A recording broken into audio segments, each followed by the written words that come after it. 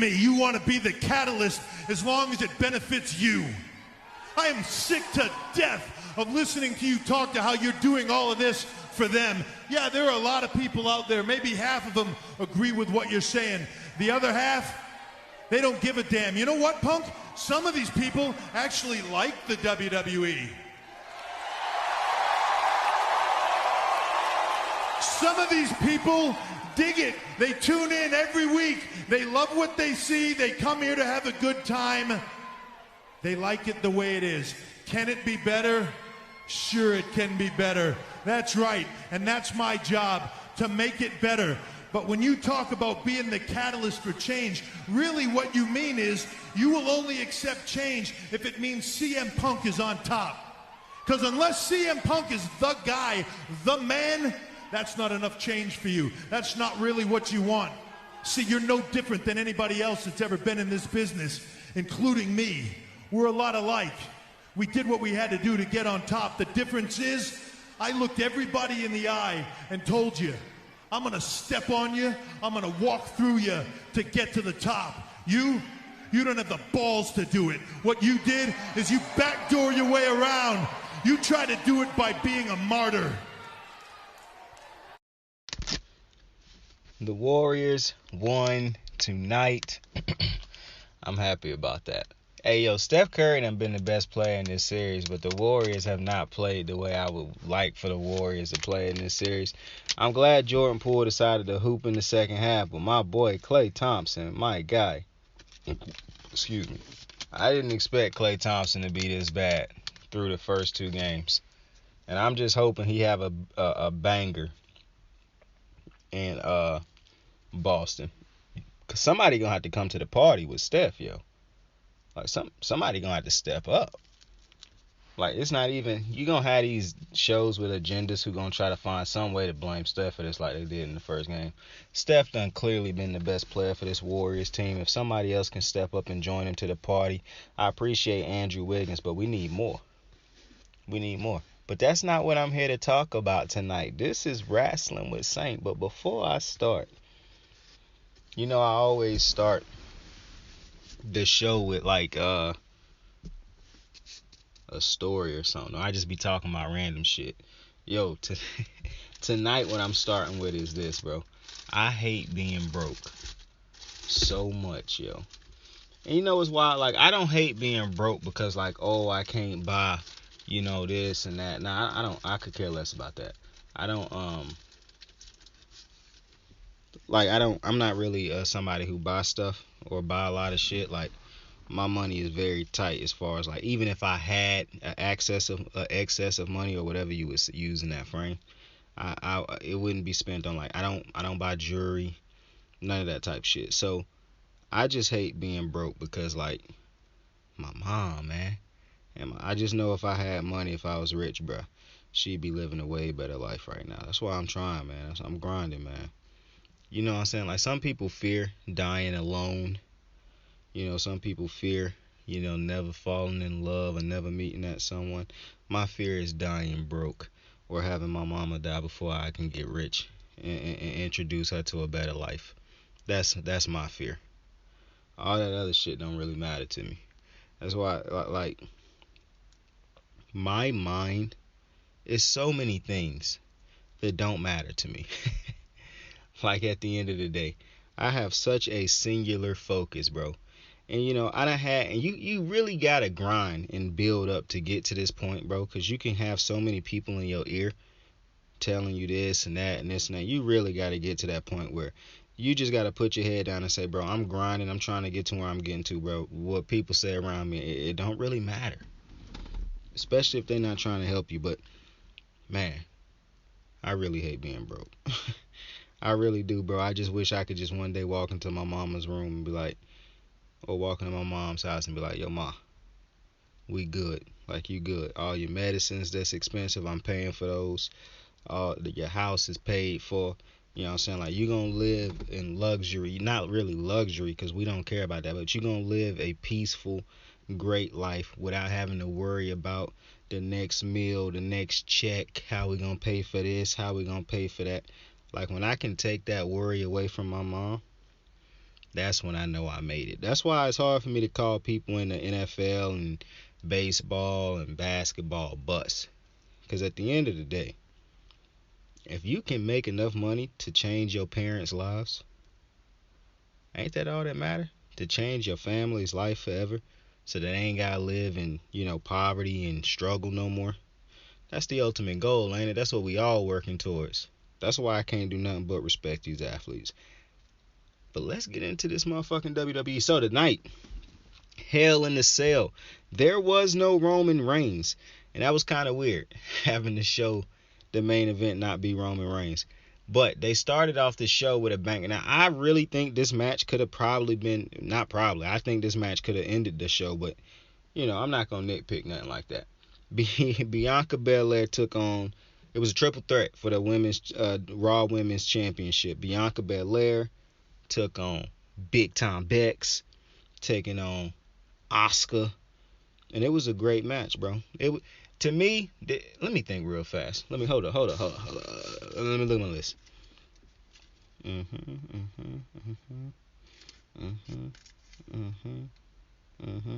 Yeah, that was the best match of the night for me. Yeah, that was the best match of the night for me. I ain't gonna lie.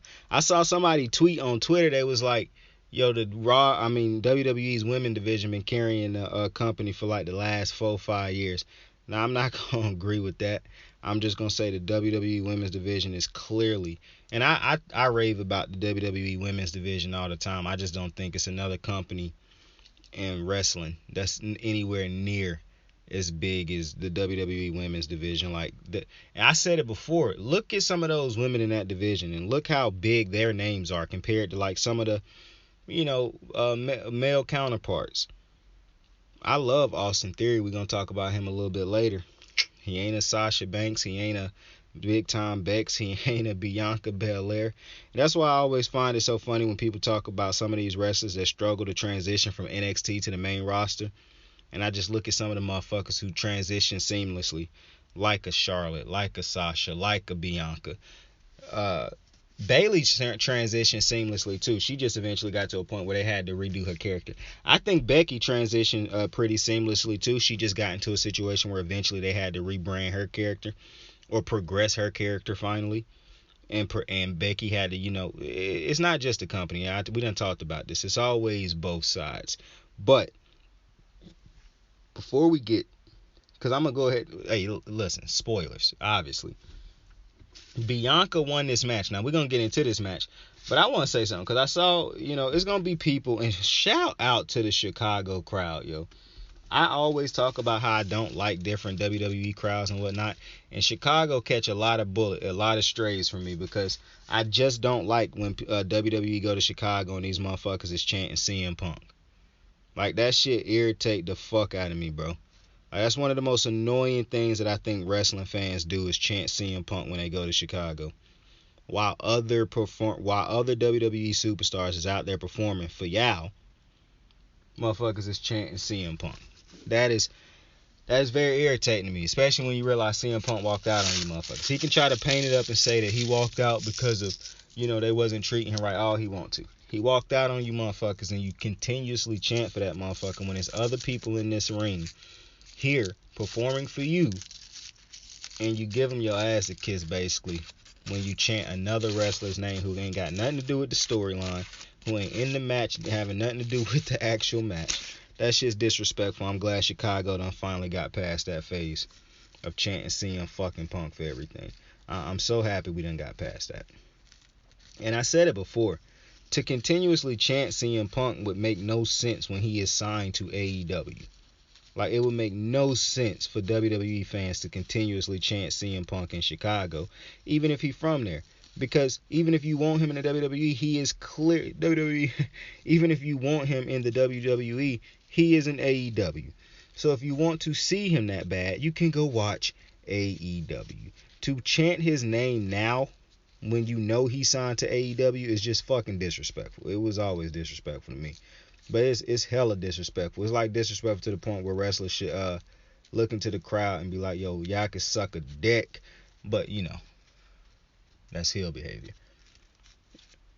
But this, what I want to say about this match, because I've seen the tweets, and obviously you're gonna have these type of tweets after matches like this, anyways, where it's like, oh, they doing Oscar dirty, or oh, they doing yada yada so dirty, and you know what I'm saying? No champion can really build their legacy without motherfuckers saying that they burying motherfuckers. It's crazy. But listen, Oscar, as great as Oscar is, because I understand, I don't think they did Oscar dirty. She took the pin. Somebody had to take the pin. I mean, it is what it is. I don't think Oscar done been done dirty. Oscar done had a phenomenal run in the WWE, still having a great run.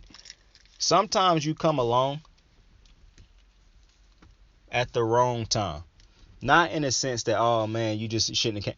Sometimes you come along in the wrong time in the sense of some motherfuckers came along when Jordan was playing.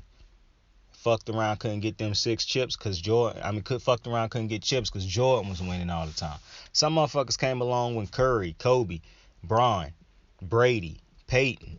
You know what I'm saying? Some motherfuckers I really shouldn't have put Peyton in there because he didn't have that like multi, run of like, if you was in that division, yeah, but overall he didn't do what Tom Brady was doing, even though I love Peyton.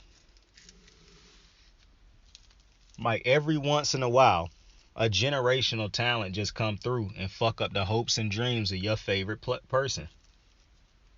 And so, to me, that's Bianca, that's Bex, that's Sasha, that's Charlotte, that's those type of people. And it was Asuka at one point in time, but right now, she is caught in. I really truly do believe if Asuka was better on the mic, she would be even greater. It don't matter what people think, bro. Being great in the ring will not be the only thing that can, take you to the next level, which I'm gonna talk about later on tonight when it comes to somebody else. But I said that to say, for the people who like, oh, Asuka getting done dirty, Bex getting, no, bro, you're not getting done dirty. It's just sometimes you come along when there is a talent that is equally or if not greater, usually greater because it's generational, and you just get caught in the wrong era at times. It just is what it is. But this was a great match, and I thought this was the match of the night to me, personally. I liked all the and what I like, bro, see, this is why I don't really complain too much about WWE when it comes to the women's division, because while I do think they don't give them enough time at times, they give the women enough time on pay-per-views. Like when they know they have 2 unbelievably talented women in the ring, they don't hold them. They don't, unless, like I say, they doing something like heavily pushing towards the story. They usually give them time to go in the ring. And I appreciate that because these fucking women in WWE are unbelievable. So you already know we gotta do the fit check. Fit check. That's gonna be a segment one day. Bianca Belair had this swaggy lipstick. I thought she had a pop lip. Boy, when we talk about this motherfucker Cody Rhodes later on, bro. You what? Who sanctioned that shit? Like Vince, bro. What the fuck? Yo, this dude Cody. Yo, go look at bro. Go tweet and go to Twitter and type in Cody Rhodes.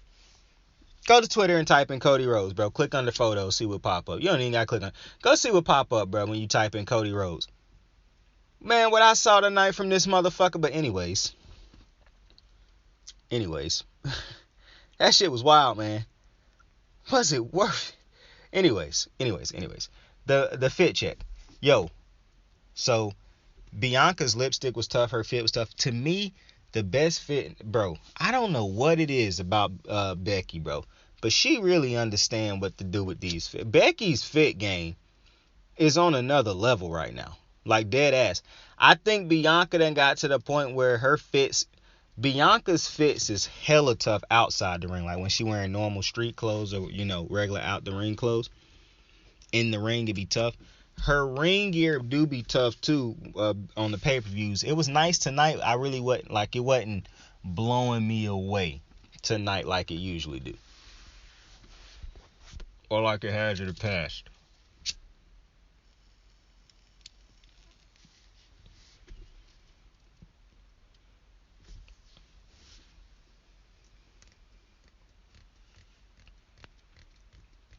Becky's ring gear, different level of greatness tonight.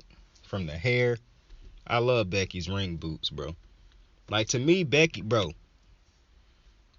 ring gear done been tough for a minute. Since I said, because I remember ragging on, because Becky used to have atrocious ring gear, bro. Like, some of Becky's ring gear was just terrible. And it was like probably like a year ago, probably since she came back and started facing Bianca, where her ring gear really done Big Time Bex done had fire ass fits. The man, her fits were terrible. But Big Time Bex, bro, she done had some of the most fire fucking fits over the last year or so, as far as the pay-per-view fits. Bro, Big Time Bex done been hitting that nail, bro. She been smothering that. I give it to, bro. Not to mention, Big Time Bex. So if you've been following me for a little minute now, you know that I started out by saying I didn't think Big Time, like, I respect the greatness and all that, but I really wasn't all the way on Big. And it's been about 2 years, and finally they done got me. No, I was not a fan, and I remain unfan. I just was not a fan of the man character. Like, I did not think that was a good character. This Becky Lynch that I done seen since she done came back from SummerSlam, this is a great Becky Lynch. A Becky Lynch that's so sure of herself. Remember, all her dope ass quotes that I should have written down so I could quote them bitches right now. All her fire ass quotes within her rivalry with Bianca. She had another fire ass quote on the promo package that they had with her, Asuka, and Bianca also that I can't remember at the moment. But Becky Lynch, bro, not Becky Lynch. Big Time Bex is a fucking A+++ player, bro. Character, whatever you want. Bro, her mannerisms, everything she do now, bro. Like, to me, Becky is it. Like, I love Big Time Bex now. I was never a fan of the man, and I wasn't a fan of the previous Becky characters. Put it like this, I wasn't a fan of Becky Lynch. I wasn't a fan of the man, but I love Big Time Bex. Big Time Bex reinforcing what she knows she is. Even though I don't think she the GOAT or nothing like that, I do think she is one of the GOATs. And to me, she done. This is what I'm talking about when I say wrestlers learning to. You just can't rely on booking to evolve. Like, this Becky, this Big Time Bex is so much better to me than the man. Because the man could not push a story the way this Bex can. She could not do anything without having that title. She couldn't push her competition. And now maybe you can make it say, well, she facing Bianca, so you know it's easy to show up when you facing Bianca.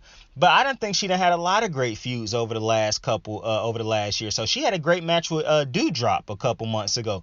Like, I think this version of Becky, Big Time Bex, is by far the best version of Becky. Now, I don't really like that sometimes she bleed into it, feel like she kind of becoming a Seth Rollins type of character. And I understand that would happen because they married and whatnot.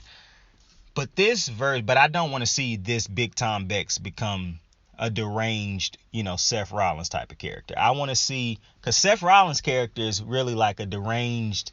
He got a lot of Becky in him where, he confident with, like, I like the quote he had to Cody Rhodes, like, you left the WWE because you weren't good enough. You know what I'm saying? Like, I like that Seth Rollins, but it's like he a truth, I don't want to call it a truth teller. It's like he crave attention. He feel like he the dude. He should be getting the big matches, the big spotlight. But he feel that within his character, not like, oh, I'm Seth Rollins. You know what I'm saying? That's CM Punk. But and he deranged with it, kind of like a Joker. But I don't want Becky to fall into that. You know what I'm saying? I want those two characters to stay distinctly different. But this version of Big Time Bex is this version of Becky is the best version to me personally, because to me she get better every pay-per-view. She can cut promos now. Becky Lynch and the man were not good promo cutters. It just is what it is. Go back and look at some of them. Look at some of her promos now as Big Time Bex. She more sure herself. She don't need the championship to feel like a champion anymore. When you can become a wrestler who can feel like a champion at all times without having an actual title, that's when you begin to evolve as a wrestler, as a WWE superstar. Okay? Because wrestlers need titles to feel like they big. WWE superstars should not need a championship. That's why I go back with people who say that Raw needs a title. I'm like, nah, Raw don't need a title. Raw need to have people who make us feel like they deserve a championship, not that a championship should just by default be on Raw. Nah, I don't agree with that. Would I love to see Bobby Lashley with a championship? Absolutely. Earn that. Make me feel that you need that shot. Make me feel like you undeniable when it comes to a championship opportunity. I don't agree with us with WWE just giving a title shot to people on Raw just because you think, oh, they need to have a championship on Raw. One of the things y'all got to stop doing is hating storylines before you even get deep into the storyline. New story. Y'all beg for new storylines. WWE start coming up with a bunch of new storylines. Oh, why is this? And I hate this. And like, come on, man. Come on, man. Like, give me a break.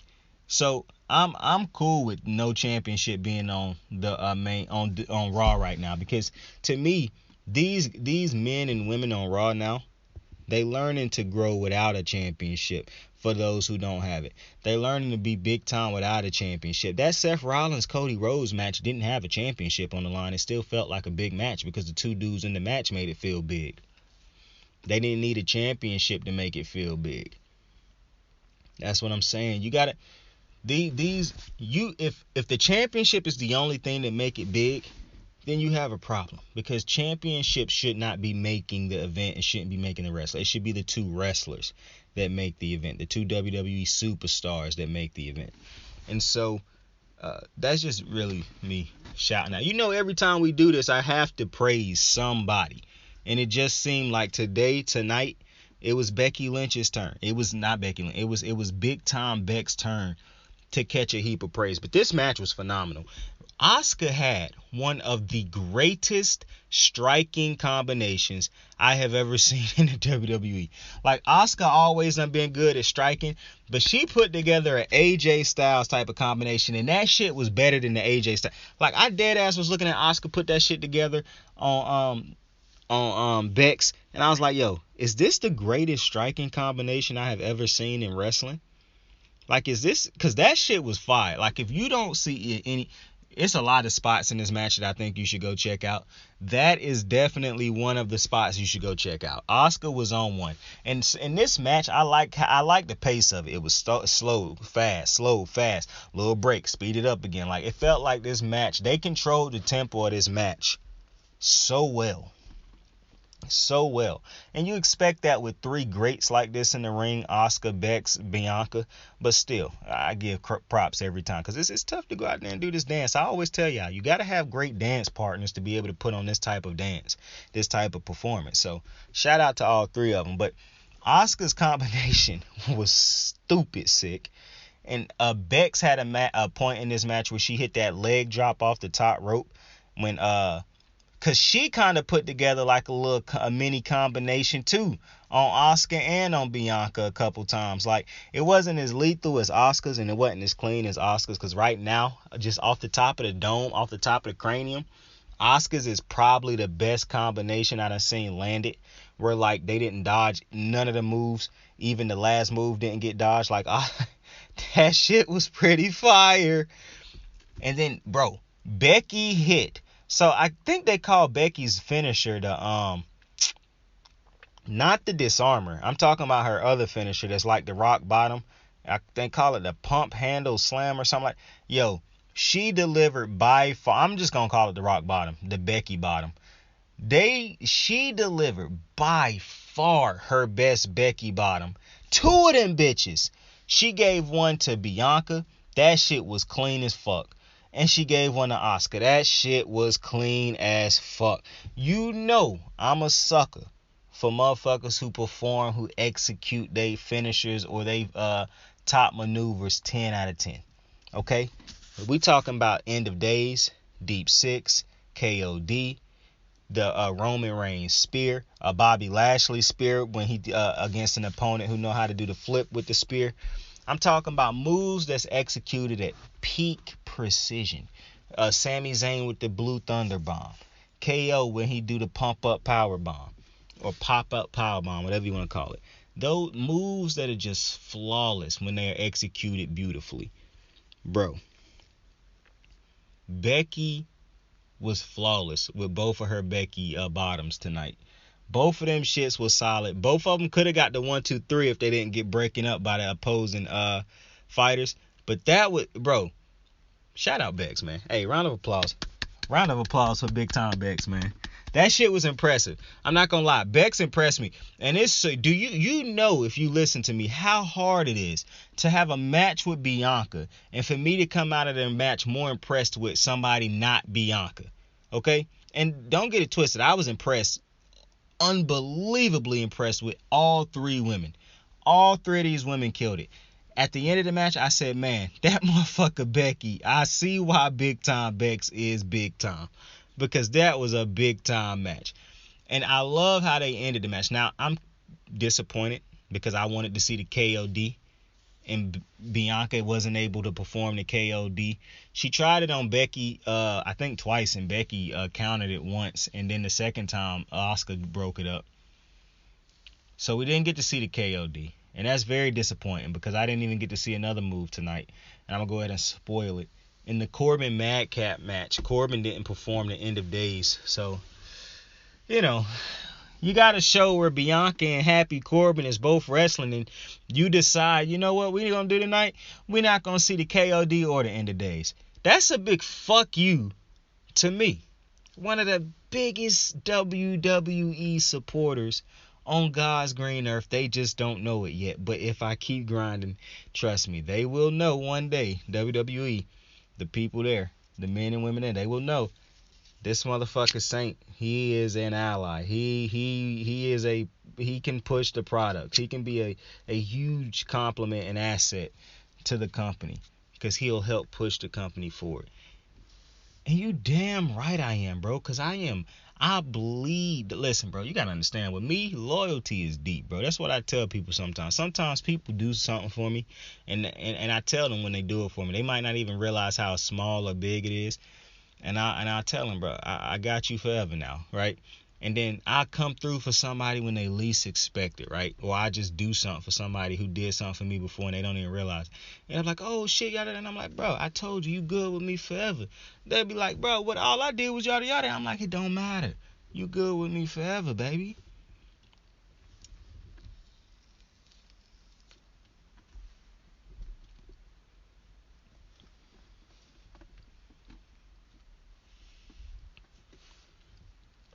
I'm trying to tell you, listen.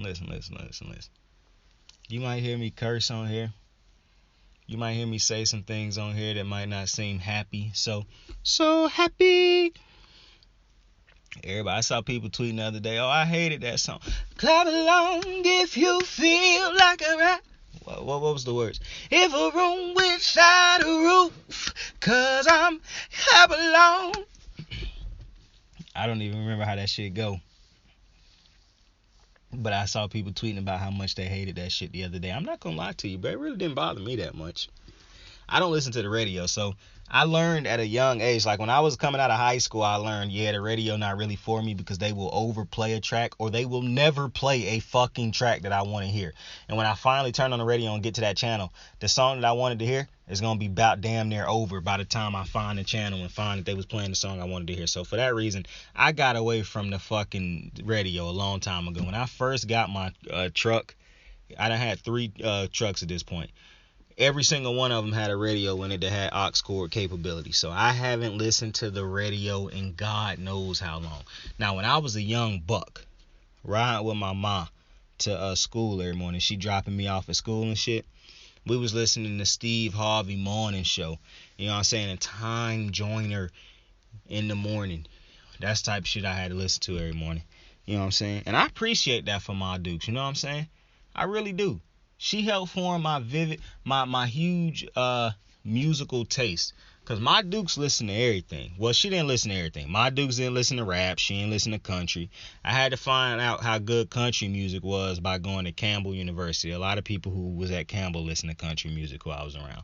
So I got a taste of country music when I got to Campbell. I fucked with some people. Now, my high school was very interesting. because it was like 98% African American and Hispanic. So it was like rap, trap, and that type of music. So I wasn't exposed to like, I hated pop music for the longest. I still kind of hate pop music at times. It depends on the type of pop music. Like, it's like childish pop songs sometimes that really irritate me. But it's the same way for rap, because I know a lot of people who like Big Sean. I think Big Sean is one of the worst rappers. Not in the sense that he just terrible lyrically, even though I do think he got some goofball lyrics here and there, but who don't? But to me, bro, I don't know if this sound makes sense to y'all, but it makes sense to me. The motherfucker is like a high school rapper to me, bro. Like, a lot of his bars is like high school, middle school type bars. He just give me that vibe. But shout out to him, because he dates some very beautiful women. But somebody who I think that's worse than him, actually, no, I don't think he's worse than him, but he had put out some music that would make me think he was better than him. Chance the Rapper not worse than Big Sean. I actually think Chance the Rapper is better than Big Sean, but Chance the Rapper put out a lot of trash shit. As a matter of fact, after he put out that one album where he was on the front of it in an animated form with like the 3 on his cap, that's the only album from Chance that I like. That album was a banger. I'm not going to take nothing away from him. That shit was a banger. And I'm a big I hate gospel music type of motherfucker, because my mama listened to a lot of gospel music growing up. And it's not that I hate gospel music as much as it is every song feel like it's the same message. And these songs that I seen motherfuckers sing at church, or I done heard at church all my life. So I'm not really trying to hear this shit. You know what I'm saying? Like, I got a weird type relationship with gospel music. It's not really that I hate what they saying and shit like that. It's hard to explain, bro. I'm just not on the God. I prefer not to listen to gospel music, heavy metal. Now, gospel is nowhere near as bad as like heavy metal, bluegrass, that poppy pop. Well, I don't know, because I probably would. I don't know, bro. I don't know. I know those types. I'm really good on those. I don't want to hear those. But anyways, cause we done, bro. I done got so far in a way. Like, we still on the first match. So let's get it going, man. But anyways, this was a great match. This kicked off the show. I think this is like Bianca's second time kicking off a show. And I done spoke on this before that I don't mind Bianca kicking off shows, but I do wish she could be able to end this show. Now, I'm not mad, because she obviously closed out of WrestleMania before. I'm not hating on that. And I'm not even going to say, oh, well, it was night one. Motherfucker, it was WrestleMania, period. But that was a great way to get the crowd going. And Chicago brought it all night, except for in one match. But Chicago brought it for damn near the entirety of the match.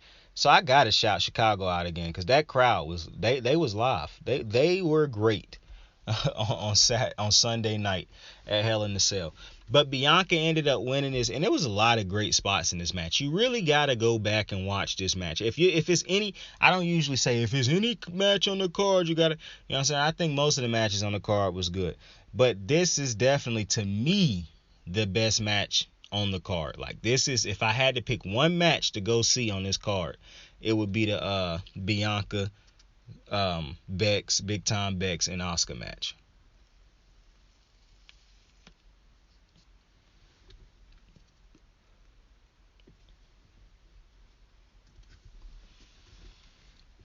And I like how this match ended. Basically, Becky trying to be opportunistic throughout the whole match, throwing Bianca out of the ring or throwing Asuka out of the ring when a big move get hit on the opposite, and trying to steal a pin. And she hit a beautiful Becky bottom at the end of the match, and she got thrown out of the ring after just throwing Bianca out, and Bianca picked up the dub. That was a brilliant. That made me realize that this story will probably continue on with Becky, Asuka, and because I can see them probably giving Asuka a solo title shot against Bianca, and I can see them eventually getting Bex another one. Now I'm wondering when Bayley get healthy, because eventually Bayley gonna have to come in and be the person who take out now, what I'm interested in is, depending on how early or late Becky come in, Bayley, because, I don't know, it's interesting. Would you give Bayley a dub over Bianca at Mania and have Bianca pick up that Mania win later on down the road? Because Bianca still got to beat all 4 of the legendary horsewomen, and she done got 2 out the way. Now, do you try to throw off that? Like, I don't really think you want to give her a loss at Mania, but you got some big pay-per-views coming up. So now what I probably would do is have her beat Becky again at Mania. I would probably run that back with her and Becky and have Bayley cash in on her at the end of Mania. That could be sweet right there, because I think Bayley should come back and win Money in the Bank. They was advertising Money in the Bank tonight, and the only thing I could think of the whole time was like, yo, Bayley got to come back and win Money in the Bank. Bayley got to come back and win Money in the Bank. Got to.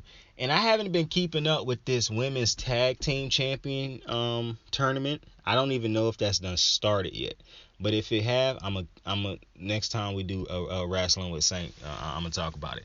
But I do want to shout out, before I go to the next match, Carmelo Hayes, who got the North American Championship back last night, because Melo, when he shoot, he don't miss.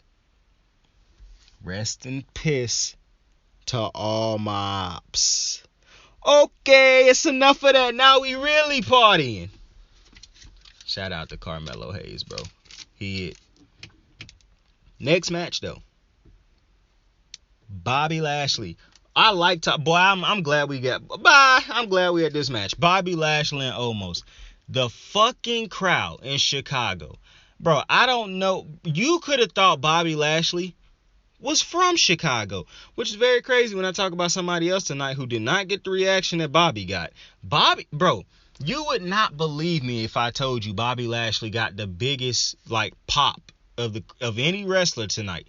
But I'm telling you, go look at Bobby Lashley on this pay-per-view. Chicago was fucking with Lashley. Hard, bro. I will try to put some tweets up before the thing to show you. Yo, the Chicago crowd absolutely love Bobby Lashley. And it's nice when you can see a close-up of the wrestlers when the crowd going nuts for him and they can't help but smile. That was Lashley. And he can do it because he a face now. And I hope they don't jack up his face run, because I think what they're trying to do is what I suggested before, is build him up to be a legitimate challenge to Roman. And I like that he beaten Omos. Now, I would like to see him have a definitive win over Omos now, without somebody interfering, or, you know what I'm saying? I would really like to see him take down Omos, because Omos going to have a future in the thing. His future ain't right now. I'm just telling you right now. For all the people who think, oh, it's Omos right now, I don't think that Omos' time is right now. He is still, to me, so very green that it would be crazy right now to put him over Lashley, who is an asset right now, who can be a champion right now, who can be the face of a company right now. Like, I don't see. Now, what I don't want them to do, even though I like what they're doing with Lashley, I don't want them to take away his badass factor. Like, I don't never want them to take that away from him. Because as soon as you take away his badass factor, then that's when you begin to kill the character of the almighty Bobby Lashley. Like, they can't never forget that he is still the almighty. You know what I'm saying? They can't start cartooning this man. But this was a great win for Bobby tonight. This was a crazy match because Omos big ass did a shoulder tackle to Bobby through the fucking barricade. Pussy. He did that. That shit was crazy, bro. Like, the crowd, bro. When he put this motherfucker through the barricade, just listening to the crowd, bro, and to see them replay that shit so many times, I'm like, yo, this is a big motherfucker, man. Like, and it was okay. So it was a 2-on-1 because it was Omos and it was MVP. I don't want to exclude that. It was 2-on-1. But when Omos put this motherfucker through that, this motherfucker is just so big, bro. Imagine somebody that fucking big running at you at full speed, bro. Dead ass. Somebody that fucking big. That's like a fucking bull running at you at full speed, bro. Because Omos, what, 7'4" something? Gotta be like pushing 300 plus pounds. Man, that's hell, bro. That's hell. Lashley was seeing his whole fucking life flash before his eyes with that big motherfucker running at him at full speed. But Lashley did end up getting him in the ring. He delivered a vicious spear to MVP towards the end of this match. And Cedric Alexander ended up coming. Now, I hope that this Cedric Alexander shit is actually going to push Cedric Alexander. I'm not saying you got to push a title onto him or nothing like that or give him big time matches right now. But I do hope that this is them continuously trying to find ways to use him. Because I like that Cedric Alexander is trying to have some type of character development. And this is perfect. This is perfect. So, let's talk about Liv Morgan. How I always say Liv Morgan just has no type of character development. Her character is directionless. Putting her with AJ and Finn won't matter because those are two characters who are already fleshed out, and even Finn have a hard time consistently being over as like AJ Styles, who can absolutely do nothing for a Liv Morgan right now unless they were in a legitimate stable all the time. This is not going to be a legitimate stable. These three will be, with each other right now, and in a month or two they'll be separated again. Edge, Rhea, and Damian Priest will probably be in this stable for a minute, so that has more longevity. That can do more for Rhea if they book her properly than Liv Morgan. Liv Morgan has been placed in yet another placeholder spot or in another transitional spot, in a spot to make somebody else, to put somebody else over, but not truly to do anything but her. And so it was a time where Cedric Alexander was in the same spot. Now, granted, Cedric Alexander was far better in the ring at that time than Liv Morgan. Liv Morgan's good in the ring, but she ain't no Cedric Alexander. But they both was as bland of characters as you could possibly be. Like, very bland. Well, look at Cedric the Alexander. Look at Ced over the last, 2 years. Look at all the different, hills and valleys and whatnot that his character done gone through. He has not hit yet on exactly what his character is, but look at how he is. Now, I do think they need to find a way to find, and I think that's what they did tonight. They got to get him away from this, hurt business and MVP and all this shit. They got to eventually get, and if they're going to keep doing, they got to get him some wins, because Cedric Alexander is a great in-ring wrestler. Now, I know he ain't going to beat Omos, and I'm almost sure they're going to put him in the ring with Omos tomorrow night on Raw. But if they can give him a legitimate storyline, and have him begin, then they can start to do, because I think they already done started his character growth and development over the last couple years. Now you're trying to figure out where, and it's not for a lack of trying. The creative and Cedric Alexander, I think, is doing Cedric doing the best he can with the storylines and the things he's been given. And I do think they could do some better things with him, but at least they keep him on TV. When they not having him on TV no more, that's going to be the problem. At least right now they got him on TV, meaning they're trying to figure out something to do with him. And I do think it's possible to do something with him because he's far too talented. Now, when it comes to Liv, the reason I brought her up is because she can be the same way, bro. She done had different type of characters and whatnot, but I don't think with any of her characters it's done been, and maybe it's because at one point in time Ced was by himself before he joined the Hurt Business. Like, Ced actually, I liked his development getting into the Hurt Business. Like, bro, I'm far too talented. I keep losing. I need to finally buy into something.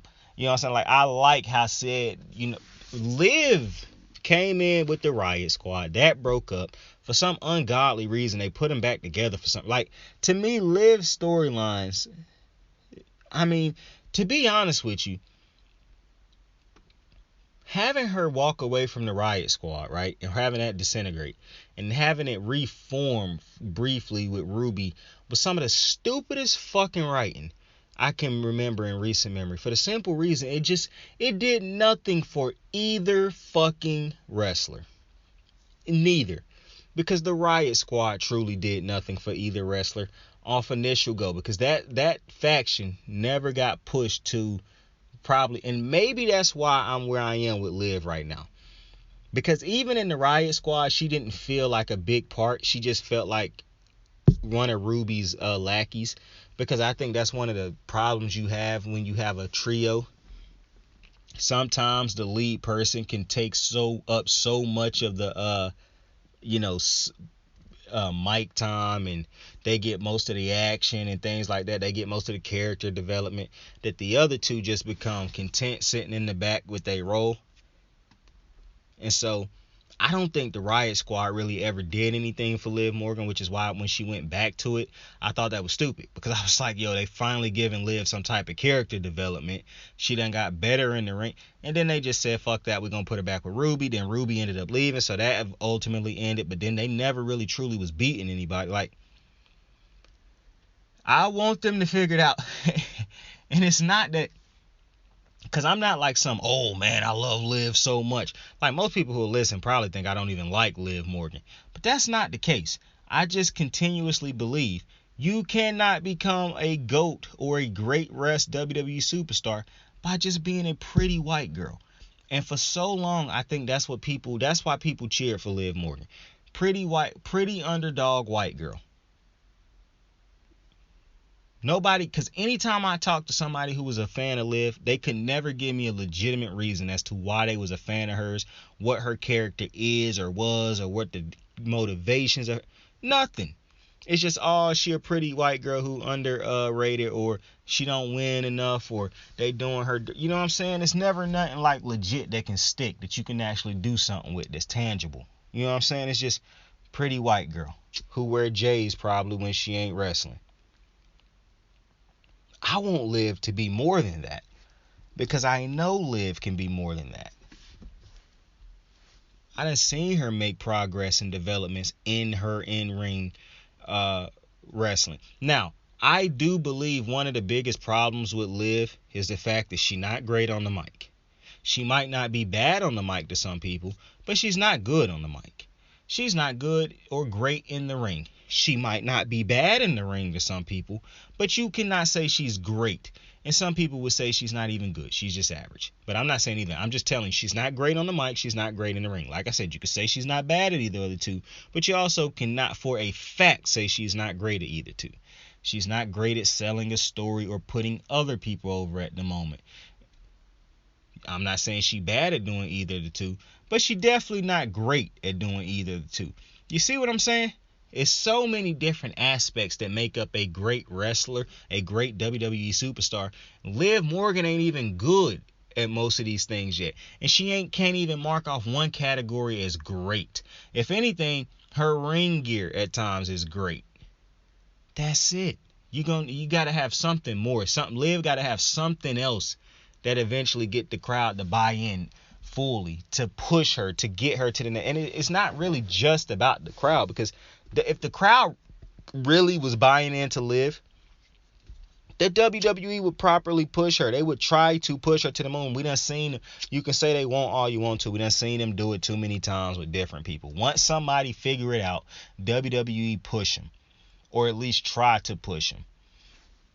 I think Liv is nowhere near figuring it out yet. And I don't even know what you would do at this point, because they done gave her multiple storylines. I just know putting her with AJ right now and Finn is not going to do anything but prolong what's been happening so long already.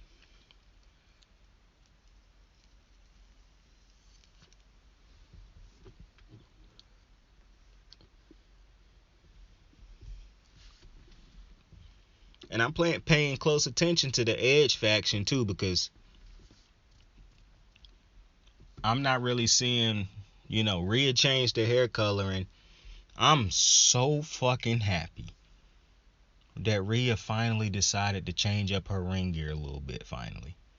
Because Rhea when Rhea came out with the hood on her head at that pay-per-view and motherfuckers acted like they didn't know who it was, I'm like, bro, Rhea wear these same fucking pants every fucking event, pay-per-view, Raw. It don't matter. These is her pants. Like, it's no way y'all thought this fucking hoodie was gonna, shock us as to who this was. Like, it's no shot. Like, no fucking shot. But we ain't talking about that match right now. We was just talking about Liv Morgan. But we'll talk more about Liv Morgan when we get to that. But the Bobby Lashley and Omos match was great. Lashley ended up spearing Omos and ended up putting He ended up putting MVP into a hurt lock. MVP dropped a diss track before. I'm glad I didn't forget that. MVP dropped a diss track before this fight, or before the pay-per-view, and it really wasn't like great, but it was funny. So it fulfilled what it did what it was supposed to do. Like, I wasn't looking for them to drop a ether or no shit like that, but it did what it needed to do. And so shout out to MVP for that. But yeah, Bobby Lashley rightfully got this win. Now I'm very interested to see where they go with Bobby. I think they're probably going to keep him in this feud for probably another month or so. I hope they move him on, but who would you move him on to at this point? It don't matter. I just would like to see him feuding with somebody other than Omos, because Omos at some point in time is going to do nothing for Lashley. Like, after Lashley beat this dude, 2-3 times at this point, that effect is going to wear off of him beating up a dude that's so big. Now I think you got to put him in there with somebody like a Kevin Owens who can drive him, because Kevin Owens is great in the ring, great on the mic, great at selling, great at putting his opponent over. Like, Kevin Owens is the type of dude that should be feuding with Lashley now, because I just think it's a ceiling to where Omos can take you because of how green he is. Lashley can't get caught up in a feud with Omos for too much longer. But for Omos, I do think he should stay with MVP, and they should grow these two, but like start from the bottom kinda and start to build him up over the next year or so, because I don't think he's in a position right now to take out those top dudes right now. And I really don't want to see him matched up with a Kevin Owens, because obviously you would think, oh, he going to beat Kevin Owens because of his height. But Kevin Owens shouldn't be losing to no Omos right now. And you don't even need to give Omos that loss right now, or even put that type of wasteful match on his record right now. Omos, I'm glad he got this under his belt, this feud with Lashley, but I do not think he should be in these type of feuds right now with the big boys. But the next match. But actually, before I get to the end of this match, I just want to reinforce. After this match, like, the crowd was crazy for Lashley through the match and before. After the match, bro, go look at Lashley from the point that MVP tapped out to that point where Lashley to the next match. The crowd was so in love with Bobby. I don't think I'd have never seen the Chicago crowd go this crazy for somebody who ain't from Chicago, for somebody who ain't named CM Punk. Like, bro, this Chicago crowd, I don't know if Lashley done something for Chicago recently. I don't know what it was, but I'm trying to tell you, there was nobody on tonight's pay-per-view that got a bigger pop than Bobby Lashley. Like, you would have thought that Bobby Lashley was Chicago's first son. Dead ass. Like, with the pop that he got from Chicago tonight, that motherfucker is over in Chicago. Like, yo, I cannot remember. Bro, he got a Stone Cold, The Rock type of, Roman Reigns type of pop in Chicago. Like, they were going insane for him after the match. Like, insane. A fan gave him his title so he could run around with it, and the fans went nuts. Like, this is easily Bobby Lashley's biggest reaction. And he done got some pretty good reactions ever since he done came to Almighty. It was a point in time where, like maybe 2 or 3 months ago, where the crowd just started, finally, that live crowd, I think it was, when they just started giving Bobby his respect. Tonight, oh my goodness, bro, it was so many times where he couldn't even help but smile, because he like, yo, these motherfuckers love me. And for a wrestler who done given the business so much, but ain't never truly gotten that type of ovation, oh my God, I'm happy for Lashley. That was crazy. That do your heart good. Just go watch the Lashley Chicago moment, bro. The fans gave this dude enough love for the rest of the year. Like, and that is the type of moment that make you realize as a wrestler, like, this is what I do this for this type of ovation. Like, I'm telling you, bro, you would have thought the fucking Undertaker was in that bitch or something. Like, the crowd, I couldn't believe it. Dead ass, you was like, yo, is The Rock in here or something? Like, these motherfuckers was on their feet going nuts for Bobby Lashley, yo. It was just a joy to see. I appreciate Chicago fans for that. I really do. To be completely honest with you, I probably will not say another bad thing about the Chicago WWE crowd. just because of what they gave Bobby Lashley tonight. Because that was insane. Like, that was crazy. Like, the ovation. I wish I could have been there to see that. I done been to some wrestling pay-per-views with the WWE. And I think the loudest ovation I ever been to seen when I was at one was when Brock Lesnar came out. It was deafening when Brock Lesnar. I was there when Dean Ambrose first returned also, though.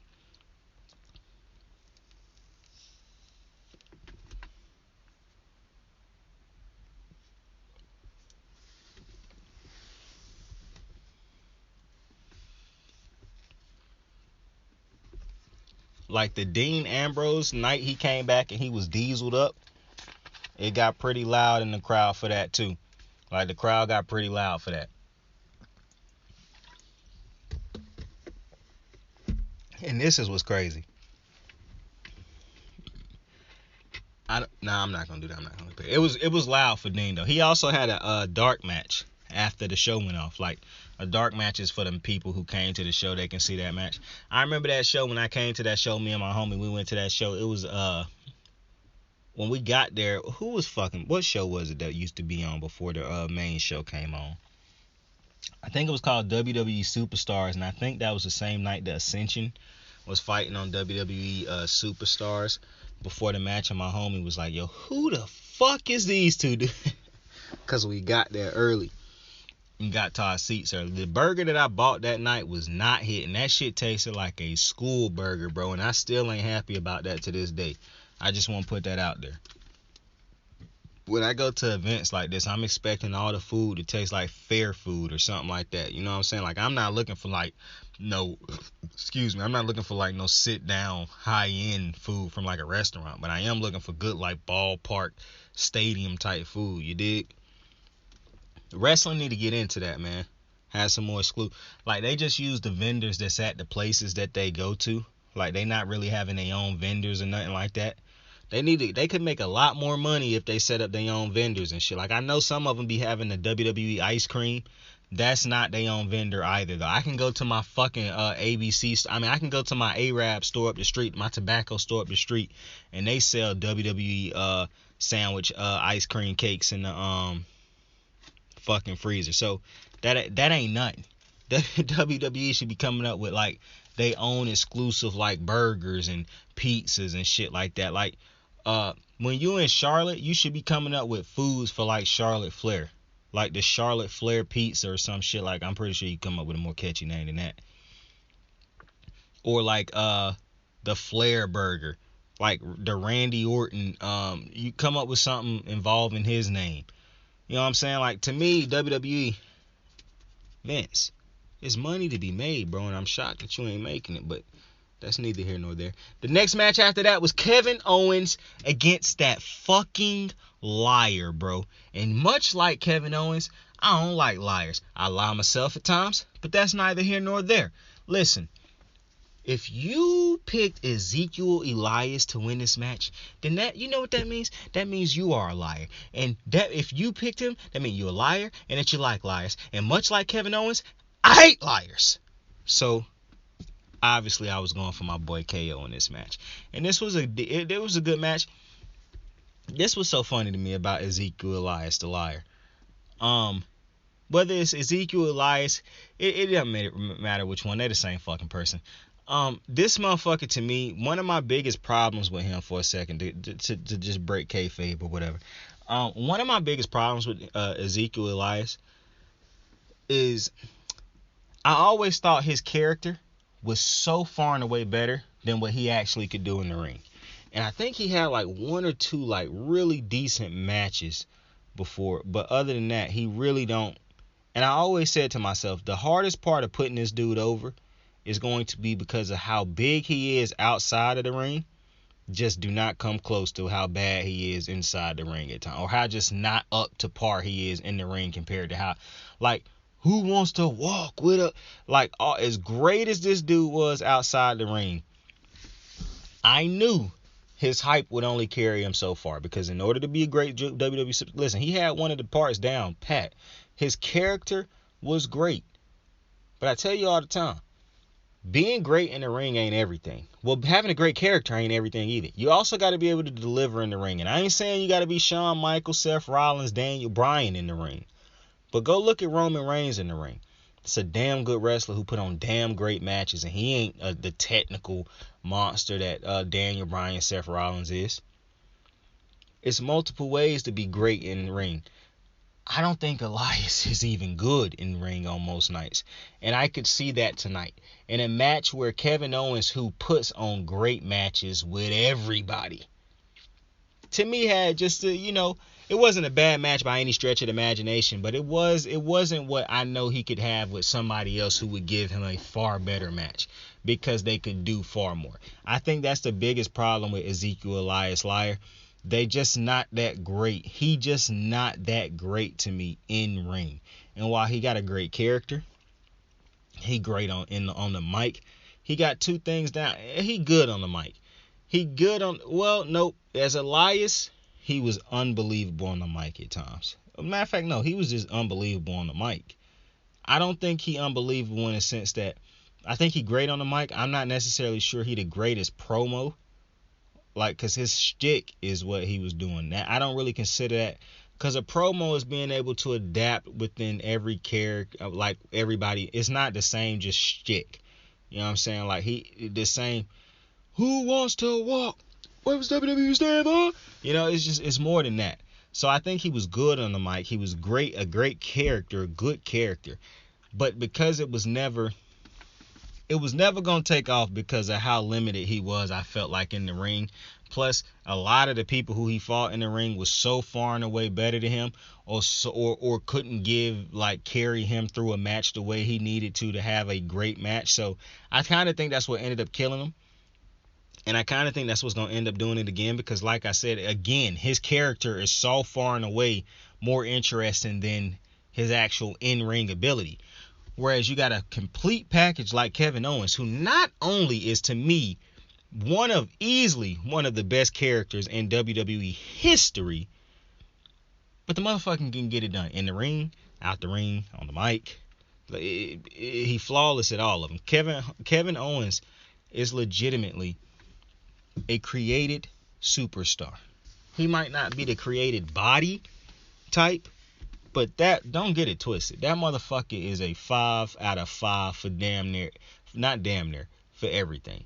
Because I give him 5 out of 5 for the body. I don't care about that. He don't have to be abbed up, dieseled up for me. That's nonsense. I don't need all my wrestlers looking the exact same. Alright? I like my character. I like my wrestlers to be able to be humans, have personalities, to be able to have some. Could you imagine if Kevin Owens was dieseled up and whatnot? It wouldn't even feel the same. Like, don't get me wrong, I'm not going to be mad if Kevin Owens walk in one day and he just decide, you know what, I want to have a 6-pack. But man, I love this Kevin Owens right here, man. It's dudes with 8-pack, 6-pack, 25-packs who can't do half of this shit that Kevin Owens doing. I was thinking tonight when Bianca was in her match and she was near that rope, when she was about to jump out of one of her pins, I just wanted her to reach over and put a finger on the rope so bad. But I forgot that you can't break up a rope break in the triple threat match, so it wouldn't have made a fucking difference. But I wanted to see that Kevin Owens homage so bad, bro. I'm a big Kevin Owens guy. And Kevin Owens ended up winning this fucking match, bro, against Elias Ezekiel Liar. Regardless, he's a liar. And like Kevin Owens said, when he hit that stunner on him and hit him with the 1, 2, 3, that's Elias. That's Elias, like we said. And I was praising Saxton for his fits during Mania, but Saxton's a bozo. Saxton's really is a bozo if he think that is Ezekiel, Elias's younger brother. That is Elias. Elias's younger, older brother. He's a liar. And it's exactly why me and Kevin Owens don't like him. And that's exactly why Kevin Owens put him in the dirt. Put that in the dirt. You dig what I'm saying?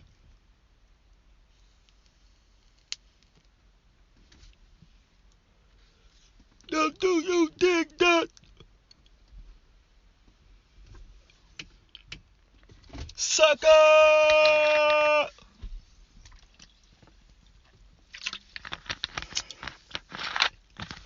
Alright,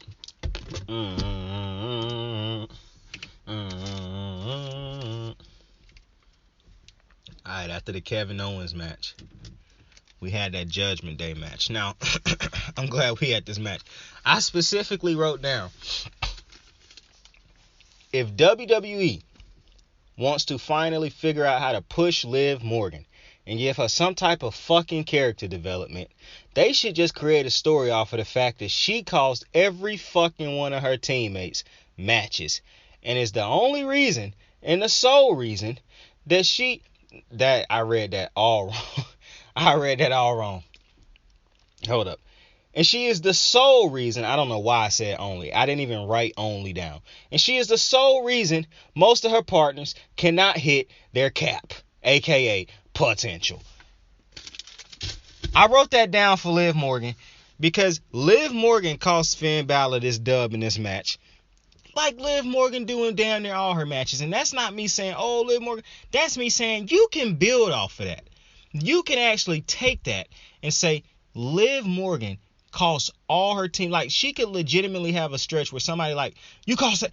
I really would love to see AJ and Finn Balor like blow up on her and like, it's time to grow up, Liv. Like, you hop from one partner to another, and it's the reason that everybody hop from you. You have to be the problem. It's not everybody else, Liv. Everybody who you team up with loses. That is not just a coincidence, Liv. You are the key factor. You are the common denominator. You are a loser, Liv.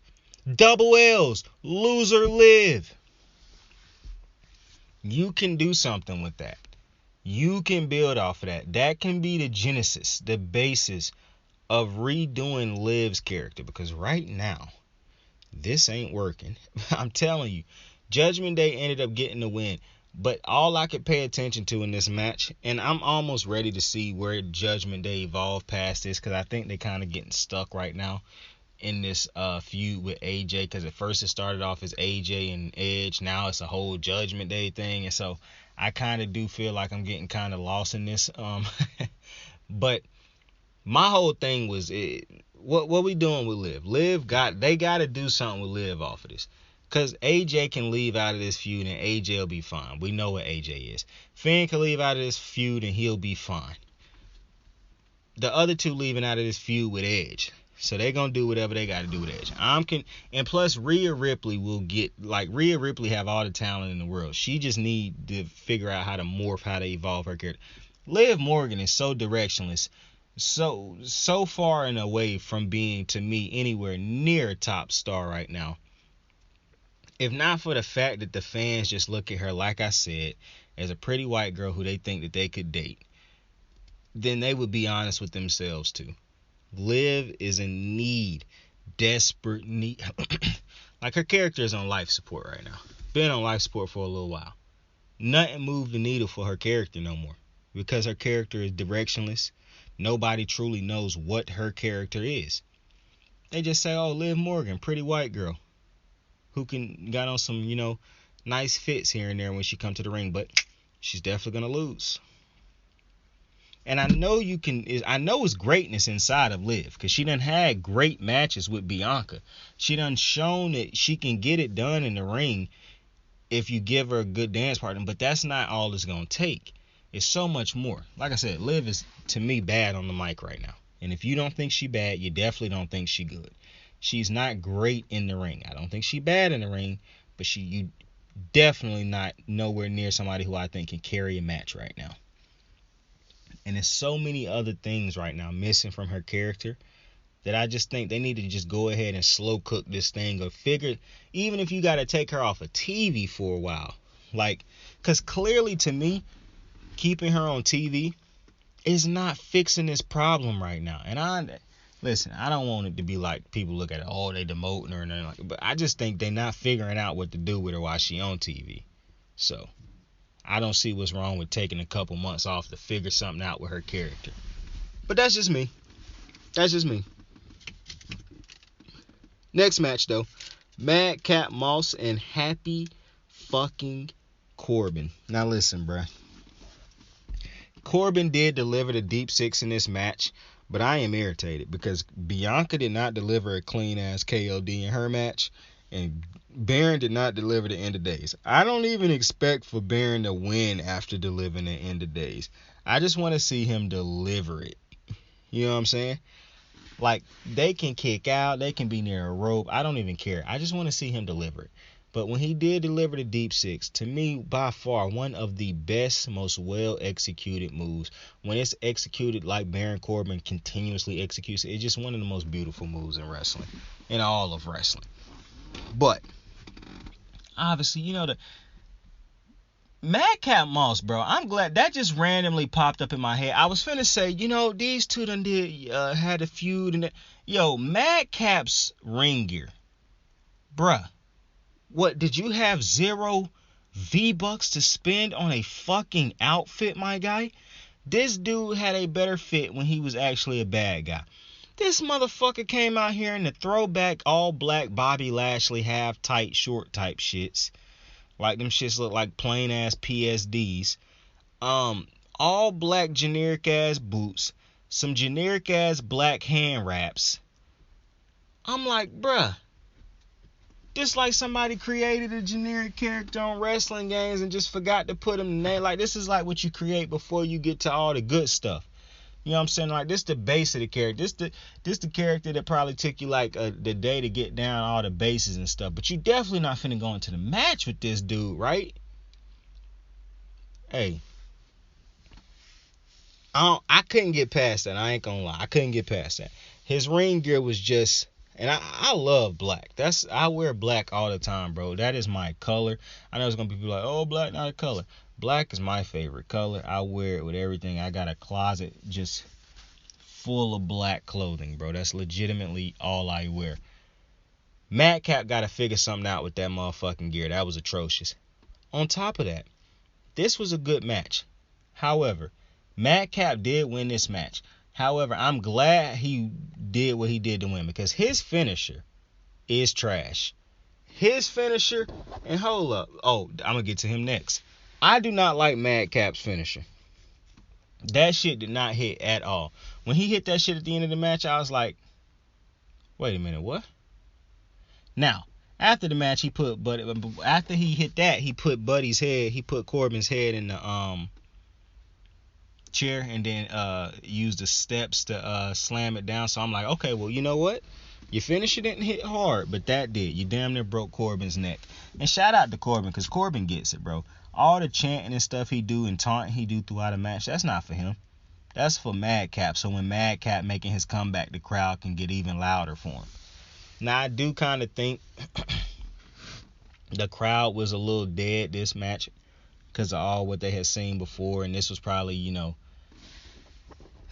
I don't want to really take a shot at my boy Baron, but as far as the bigger names, this is the one where you could, you know, sit back a little bit, because it was just Madcap and Corbin to most people. But this was a decent match. Corbin lost the match. Corbin constantly put people over. I was thinking to myself, they could legitimately turn Corbin into a great heel, but in order to do that, you would have to, you know, get him some wins in some of these feuds. Corbin lose so many of these feuds, but he do so many vicious things throughout the feud that it kind of undermine at the end that he lose all of them. And you could book him to win some feuds against lesser dudes, but I understand you trying to build Madcap, and ultimately the way the story played out, he had to win it.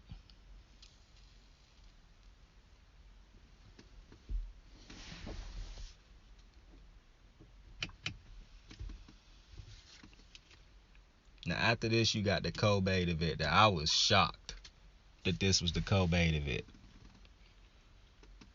Shocked. But it was Mustafa Ali taking on my boy Austin Theory. Now, I tweeted before this match, because, you know, I tweet about the ring gear and whatnot. And I tweeted before this match, I was like, yo, I'm not really feeling Austin Theory's gear. That's my guy, but he ain't really swaggy tonight. And then I was like, you know what? I see him with the coat on. I see that that's a Captain America fit, so I take it back. My boy pretty swaggy. At the end of the match, I had looked at his tights so long, I was like, you know what? The more and more I look at his tights, the more and more I hate his fit. So at the end of the night, I really wasn't feeling Austin Theory's fit. But I also tweeted before the match, see, this is exactly why Ali is one of those that's why Ali it's 1,000 of it's 1,000 Alis, it's 1,000 hymns, and only one of those. I think that's what I tweeted. Basically the Kanye line, like it's 1,000 yous and only one of me's. That's basically what I tweeted about Ali. And I was like, why would you pander to these fucking fans by wearing a Chicago inspired fit, bro? Like, I was like, man, this shit don't matter. But then somebody tweeted me and was like, well, that's because he from here. And I was like, you know what? I'm glad I know that. So let me reform my opinion. So then I retweeted and I made a new tweet. And I was like, after new information being presented, I want to reform my last tweet. Ali's fit is still very much mid, but nice shout out to his hometown in Chicago. You could have fooled me thinking he was from Chicago, because a motherfucker from Chicago you would have thought would have got the ovation that Bobby Lashley was getting, the reaction he got. Ali got nowhere near the reaction that Bobby Lashley was getting. Nowhere near. So excuse the fuck out of me for not realizing that was his hometown. Because, and that's not me talking to the person who tweeted me. That's just me saying, like, excuse. How you could have fooled me that motherfucker was from Chicago? Because the crowd definitely did not like it. He got nowhere near the reaction that Bobby Lashley, Bianca. Like, Bianca, I thought she had a crazy ass reaction. Then Bobby came. I don't know what the fuck Lashley did in Chicago. That motherfucker got just an epic reaction. But yeah, Ali got nowhere near a this is the hometown guy type of reaction. So could have fooled the fuck out of me. It was a good match though. But it was further proof that, like I say, Ali, it's 1,000 Alis walking around wrestling, walking around the WWE. But it ain't 1,000 Austin Theories walking around the WWE. It just is what it is. And I don't care for people who hate Austin Theory because, oh, Vince McMahon like him and I feel like Ali should be getting that spot. Ali has not figured out how to break through. I looked at Ali tonight and I said, this man has regressed right back into what I've thought of him before. 1,000 Alis. And it is what it is. What does Ali do to separate himself? Sure, he good in the ring. Being good in ring is it cannot be the only thing that take you there. I think he was getting better on the mic. Didn't Ali ask for a release also? And to me, listen, people want their release. I don't care if they do what they want to. I'm not judging nobody for wanting their release. But that kind of tell me the person he is, the fact that he felt like, oh, I'm just not getting done right here. They're not doing what I need them to do. They're not looking out for me, blah, blah, blah. I can go be bigger somewhere else. To me, that just rings of, like Seth Rollins said, you left because you weren't good enough. And listen, maybe he leave and come back like Drew McIntyre or something. But I just don't. When a wrestler that made up their mind that it's not them, it's the company, I don't really know what you can do. If they're gonna have to have that revelation themselves. And so right now, this match didn't do much for me. I'm so happy that Austin Theory won, and I love how Austin Theory can work a crowd. But something that I realized throughout this match, because this is one of the deadest matches and I'm not going at the Chicago crowd because they was amazing all night. I just thought the thing with this match is because they reacted to Austin Theory. The problem is, even if they were relying on the crowd to react to Ali throughout the match because he was a Chicago kid. That's just not what happened. Yeah, they gave him energy at certain points of the matches, but not throughout like they was giving. Like I said, they gave him nothing like they gave Lashley or Bianca or Seth and Cody or KO. Like, it just wasn't even equivalent. But to me, the problem with this match was you had the guy who could get a reaction out of the crowd. And it's so crazy how good Austin Theory is at this age, this young, and already can do what he can do. But you matched him up against somebody who don't really get anything out of the crowd. You was just relying on his hometownness to get that type of reaction, but really he haven't connected with the crowd in the way that people on Twitter would have you believe he have. He just haven't connected with the WWE universe at these live crowds like that. And when you put Austin Theory, while he do get a reaction, he not the top guy yet. Like he not the top heel in the company. He haven't been here for years and done, had matches with some of the greats, and he a household yet. He is one of the up and coming great rookies. So while he can do a lot for himself right now, he can't do a shit ton for Ali also. So while he can carry a match in ways, he can't completely carry a match yet. So I think that's kind of why this match got the reaction that it got. I don't think it was on the fact that it wasn't a good match, because it was a good match. I don't think it was on the fact that it was the fans didn't like Ali or they didn't like Theory. I just don't think Ali is on a level at which he gets a actual response out of the crowd that which is needed when you put him in the ring with a dude who do get a reaction, but not a big enough one to help both of them, to be able to carry both of them. You know what I'm saying? But it was a good decision to have my boy Austin Theory win this match at the end of the day. And the last match of the night was Seth Rollins, taking on Cody the American Dream, the American Nightmare Rhodes. What the fuck? Cody Rhodes had a torn fucking pec, bro. That shit looked disgusting. That shit looked worse than all them shits that all them pec tears. And yo, just for a second, this goofball Corey Graves. I told you, Corey Graves usually good at Cody Rhodes matches. He wasn't really all that tonight. This is one of his off nights.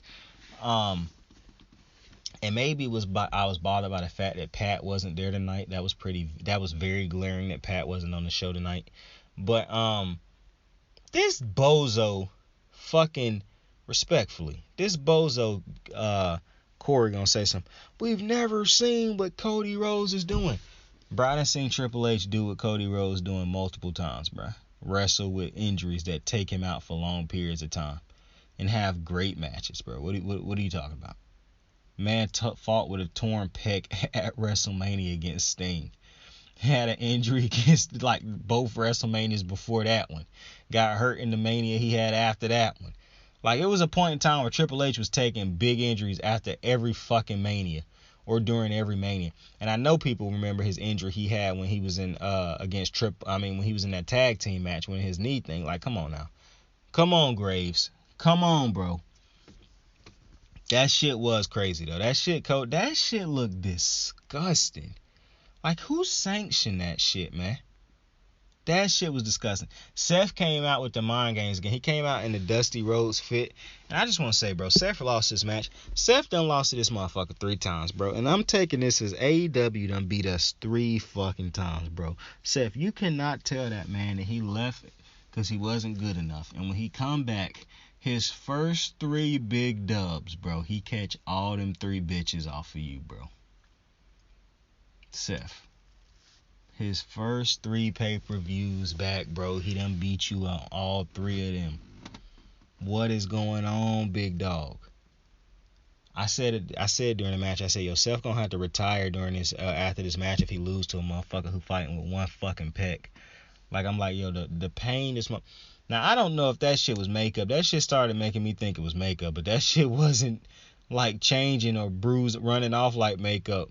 Like, that shit, I think that motherfucker was actually fighting with a torn fucking pec, bro. And if Cody got a torn pec, you do realize that motherfucker, he might have fought tonight, but the motherfucker won't be on Raw for the next couple months. Like, you're not finna have him just wrestling with a torn fucking pec. Like, that torn pec might have just happened on Raw. I don't think you finna have him fighting going forward right now with a torn pec. Like, that's nuts. Like, that shit looked fucking disgusting, but it was a good match. It was a good match. One thing that I will say, when Cody delivered a Crossroads, it's beautiful when he actually delivered an impactful one. Sometimes he can deliver some of them that just look kind of, sloppy and impactful.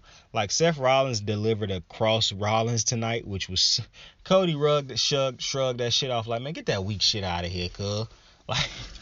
Bro, I don't think I saw Seth deliver. Yeah, he did. Yeah, he did. But this was a great match. I don't want to ruin this one. I think you should go back and watch it. I don't think this one was better than the first match. I think this was the second best match on the card to me personally. But I don't want to ruin this match for you. I want to, because I know people. To me, this was a good match. A lot of good spots and stuff. Most of the time, I was distracted by Cody Rhodes' pec. I'm not gonna lie to you. So I'm really gonna have to go back and watch the match again myself. But that motherfucker pec looked disgusting. But with that, I appreciate y'all so much for joining me on another episode of Wrasslin with Saint. WWE Hell in a Cell. Oh shit, we do this every time now. So I'll say the fit of the night. Who I'm giving the fit of the night to?